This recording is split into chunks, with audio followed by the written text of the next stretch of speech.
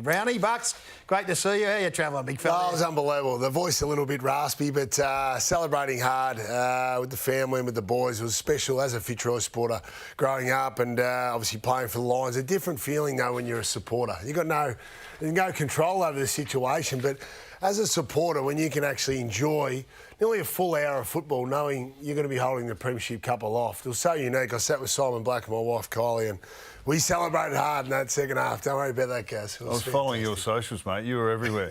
Yeah, well, my wife has to take credit for that because I'm hopeless when it comes to that. But you said to me, and this, I'm glad you said it to me, mate, because I was reluctant. You don't want to throw yourself in the mix and be part of the story. But you said to me when we walked into the ground, make sure they win, go down the rooms, go down and enjoy that. And it was great advice. And I said that to Blackie. I said, Bucks has said this, we should do it. And we did it. We took Alistair Clarkson down as well, actually, because Clarko wanted to congratulate Fags. And just to be in the rooms when the boys walked in and to sing the song, the energy in the rooms, and then got a photo with the boys in front of their lockers and gave Fags a hug. Anyway, it was just, as a fan, but someone that's grown up loving this club, it was just one of the special days. Awesome. We've been a bit fortunate, haven't we? Your side's won in the last 4 years. Our sides have won 3 of the last 4, so I've experienced it from the outside in. I know you want to get and chat with this man because Chris Fagan is one of the big stories that's come out of this, and every time you mention his name, a big smile comes across your face because I think if you weren't a Sydney Swans fan, you had this man at the front of mind. He's been good enough to join us tonight as a Premiership coach. How's that sound, Fags? Welcome. Thanks, Gary. No, it sounds good, mate. You know, you never know what's going to happen in the game, and yeah, it was a Saturday afternoon that we really got to enjoy, and there's an unusual grand final in that you probably knew halfway through the last quarter that we're going to win it, so you could actually enjoy it a little bit. Fags, Lee Matthews said after the game that he'd been calling you a Premiership coach for a couple of years and he believed it was just a matter of following through. When you put your head on the pillow over this period, over this time, did you dream of this and could you see it happening? Yeah, look, I felt, I suppose last year I felt we were a better chance in a way, Bucks, and you know, for a lot of the time of this season I didn't even know whether we could actually get to the grand final or not, but as we moved through the finals it was absolutely fantastic, and I got to the game on Saturday and really believed we were a great chance. I thought been in really good form all the way through the final series, and I thought the players were in a great mindset, to be honest. I think the experience that we had last year stood them in good stead. They were incredibly relaxed. They were really clear about what they needed to do, and they went out there and executed it perfectly. I couldn't imagine a better performance. Yeah, it was really interesting because I told Bucks and Gaz, we went down and watched the main train on Thursday. That was my takeaway, Fags, was how incredibly relaxed you all were. Your senior leaders were there, obviously Andrew Wellington, the chairman, Swanee, yourself, Danny Daly, but the players were incredibly relaxed as well. Just take us through that change in preparation compared to last year. Yeah, I felt last year we were very rushed. We came in on the Thursday. I think we left around about lunchtime after we trained at the Gabba that morning. We had all the families on board as well. The plane was pretty full. It was delayed. We got to Melbourne late, and you know, it wasn't too much longer. We're up the next morning in the grand final parade, doing the captain's run, etc. And the grand final was on us before we knew it. So we thought that we'd try and come a day earlier this year, and that worked really well for us. It was a normal day. It was Wednesday's our normal day off, so we took off at lunchtime. Arrived in Melbourne, good time, settled in, went out and had a team dinner at a restaurant up the road from where we're staying. Got up and did our main training session the next morning at Punt Road, and everything just seemed a little bit more relaxed, and the players really enjoyed it. Now guys travel together a lot, and I think they enjoy each other's company. And the other thing that we did was we got the families and the kids and everything down just a little bit later in the week. They came in on the Friday, which was I think worked out pretty well. Take us through the game, Fags. You've got this great disposition where you look calm, irrespective of whether you're 44 points up famously or you're charging home. When did you allow yourself, you said that there was a couple of minutes to go and you were still on edge, but when did you start to feel that this thing was going your way, and how did it impact you emotionally? Yeah, I probably thought three-quarter time in my heart that we were probably far enough in front. I mean, I'd watched us, run down a 44-point deficit a couple of weeks before, and I thought, yeah, well, they're only a couple of goals away from being back in the game there at half time. But I felt, when we were I think it was about 10 goals up at three-quarter time, I thought, well, they're going to have to play pretty well to beat us from here. We just need to, control our ball use, not get involved in any ping-pong sort of footy, and we're able to do that. Our contest was good, and by about the halfway mark of the last quarter, I started to relax a little bit, and we really enjoyed the last little bit there. The players were celebrating out on the field and enjoying each other's company.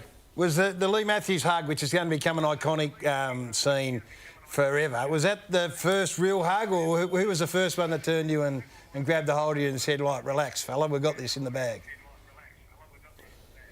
Yeah, I was when Danny Daly came down. He's my great mate. He's our football manager, and he's been a terrific person to work alongside for my entire time at the club. And then I ran into Lee. I mean, Lee's sort of taken me under his wing, I reckon, a bit since I arrived in Brisbane, and Ursula as well, and Deb, his wife, and we regularly catch up with dinner and talk footy, and I've just learned so much off him across the course of the years, and he's been a great supporter of mine and an encourager and backed me in, and he's been telling me for a couple of years that I was good enough coach to coach a Premiership side, and it's proven to be correct, I guess. Someone like me who probably doesn't come from the traditional background, I've often wondered to myself, if I was really honest over the last few years, am I that person that can take this group of boys to a Premiership, or am I just that guy that can get them somewhere near it? And he's been constantly pushing me along and encouraging me, and it all came to fruition on the weekend. It's really exciting to be a part of it, because often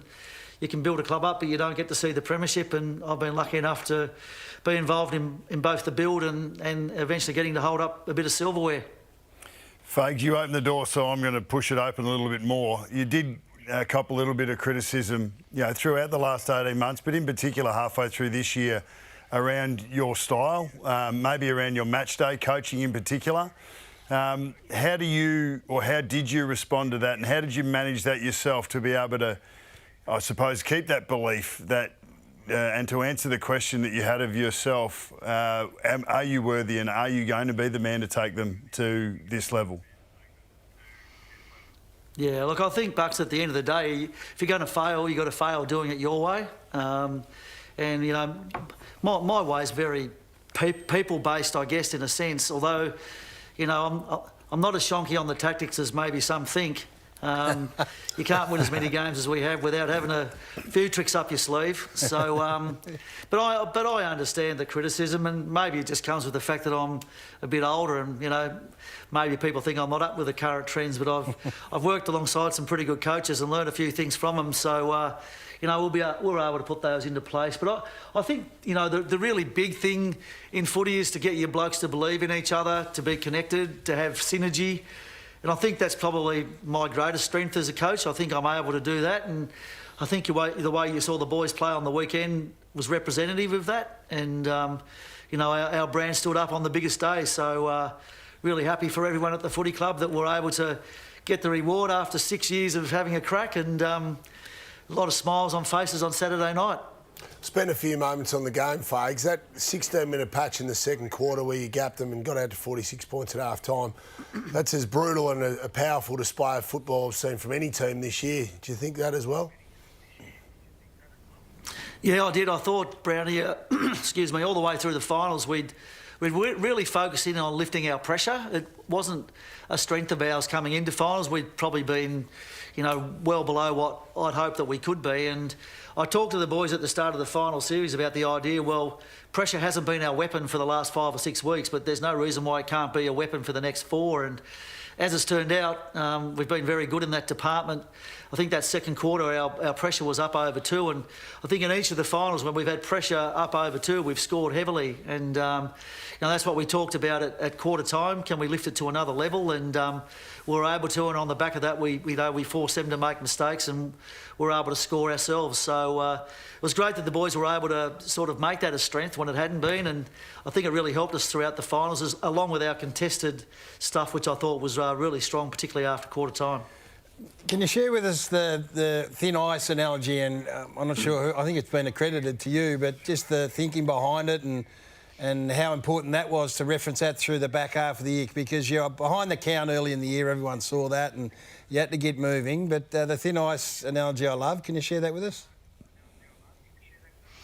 Yeah, so in the break, I think we were 4 wins, 6 losses and a draw, and fair way down the ladder. And I don't know, it was just something I read ages ago. If you're going to walk on thin ice, you might as well dance. And I thought, I just might try that theme with the boys, and I didn't know whether it worked or not with them. And I was probably talking to myself a little bit too, because you can become a little bit conservative and try too hard as a coach when things aren't going well. So I probably wanted to release the shackles on myself a little bit. So had a bit of a chat to them about what that potentially meant. They came up with their definition of what it meant, and we embraced that for the rest of the time. You would have noticed we probably started to play a little bit more attacking. We took the game on a little bit more. We're taking more risks. We're having more fun. And so was I as coach. So it's just something we stuck with and resonated with them, and it's been there with them all the way through. I'm not sure what impact the second half had of GWS, the way he did play and release the shackles, but it seemed to me like certainly individuals within the team played much better the last couple of weeks. They seemed to be freed up. You didn't seem to have as many matchups set, especially around the midfield early in games. You just want to see the way things played out. Obviously, Dunkley's there, if required, against Dangerfield and Heaney. But it looked like you said to the players, we've got to go and win the game instead of trying to save the games. Yeah, well, that's what happened, particularly in the GWS game. We actually released a lot of the things that we're doing at half-time and just took the game on ourselves. And, you know, I think it really goes to that theme of if you're walking on thin ice, you might as well dance. And, you know, we've got some pretty good players in our team that, you know, opposition teams have got to worry about themselves. So, you know, on the back of that Giants game, we probably didn't have quite as many matchups going on, a few little things that we wanted to keep an eye on in both those games, but we basically backed ourselves in, to be honest.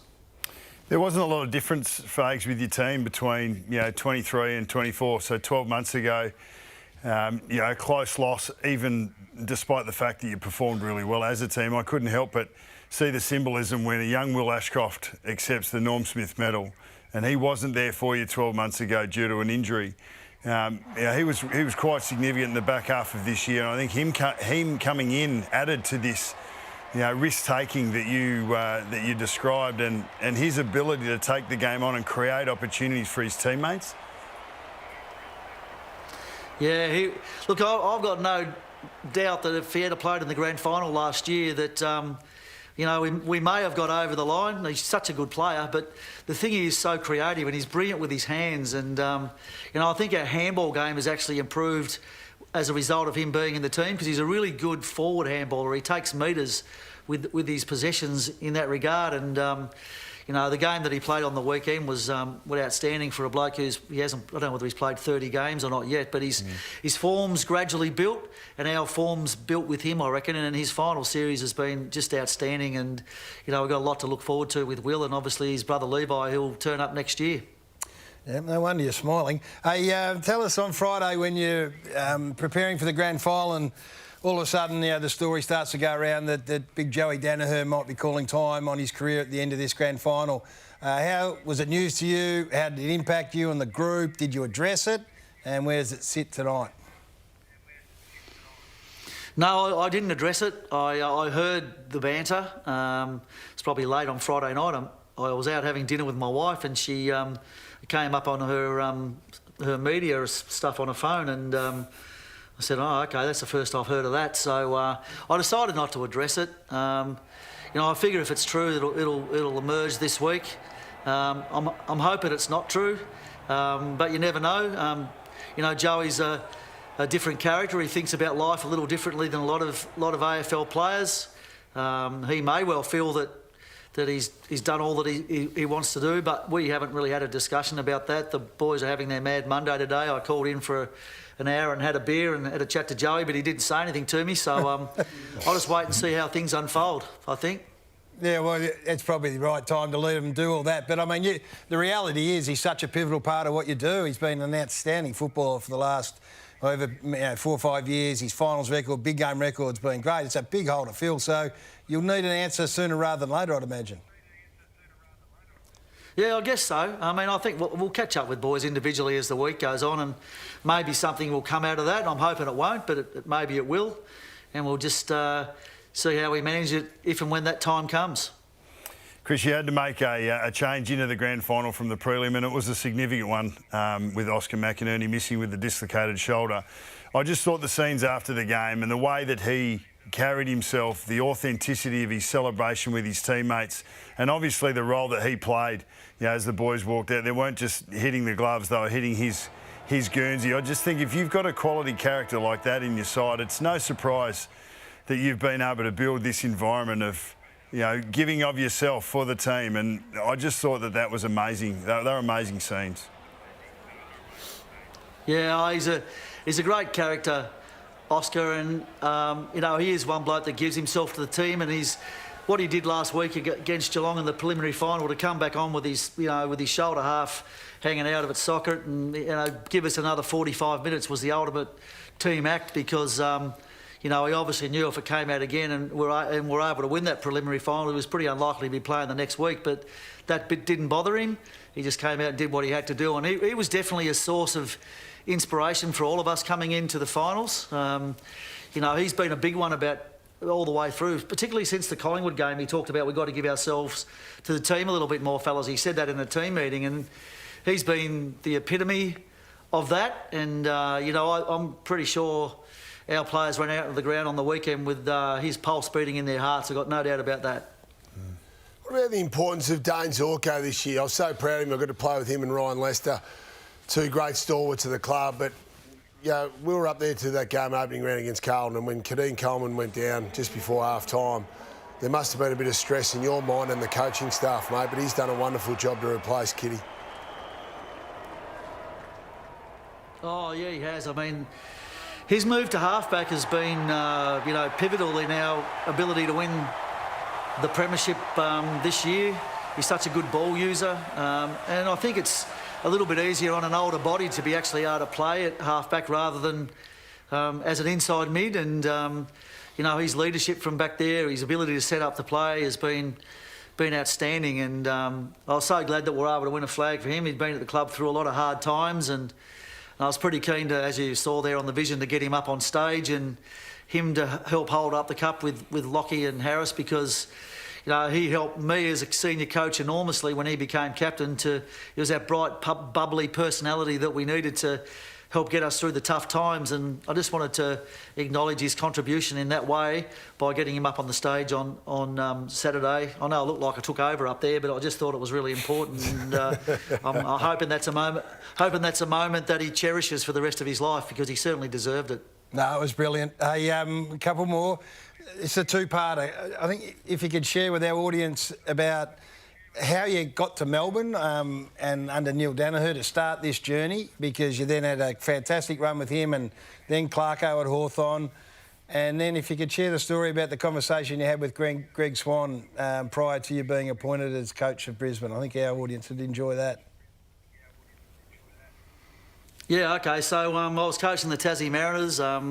Clubs were starting to appoint development coaches around that time, and I just sent my CV around a few clubs hoping that, maybe I might get a look in, not thinking that I would. And Neil responded, and Cameron Schwab at the time, who was the CEO, and they got me over for an interview. Never been so nervous in all my life. Walked out of that interview thinking I'd stuff that up and I'd never get to return, but I was on the Ferris wheel at the Royal Hobart Show with my daughters, and the phone went. It was Neil, and he said, we want you to come back over for a second interview. You better have a word to your wife. It looks like you're going to get this job. Well, I said I was pretty shocked, and it all ended up working out great for me. I had 10 fantastic years at the Demons with Neil, and we have an enduring friendship, which has been just fantastic for me especially, and I guess for him as well. So very lucky and fortunate there. Without that, him sort of going for me, I wouldn't have this opportunity that I've had. And the Brisbane one was, I just got a phone call out of the blue from Greg Swan when they were looking for a new coach 6 or 7 years ago, and his words were, when he rang me, and I hardly knew Greg, he said, "Are you a coach or are you a footy manager?" And I said, "Oh, well, I'm a footy manager, but I'd rather be a coach." And so I got the opportunity to go through the process at Brisbane, and was lucky enough to get the job, and then wondered what hit me when I first got there. But it's been such a ride, and it's been a real pleasure and a highlight of my life just to work with this club over the last 7 or 8 years, and for it to culminate in a premiership the other day. It just gives you enormous satisfaction and a lot of pleasure and a lot of pride in what everybody at the club has been able to do, and just the fact that I've been able to play a little part in it and help steer the ship has been fantastic. Well, all of us Lions supporters are proud of you, Fags, and just a little insight too. After coming out a beer with you at the pub Saturday night, did you then leave? I must have been bad company, because then you left and went home and had a cup of tea with your wife. I did, Brownie, but it wasn't your company, mate. I was just dog tired and I just needed to get out of there. Like I was getting a bit late and they're starting to get a bit rowdy, and I'm thinking they don't want the old man hanging around in here watching them and see how they go about things. So I just got out of there. I thought it was the right time. As is always the case, mate, your timing's been impeccable. This is, I've never seen so many people smile when we start talking about footy and we mention your name, and particularly in the last 24 or 48 hours, because it's been a win for the good guys. There's no question about that. We're thrilled for you. You're a premiership coach forever, and it couldn't happen to a nicer bloke. Congratulations and thanks for joining us. Thanks, Gary, and thanks for everyone in there, your support during the season. I really appreciate it. Thank you. Good on you.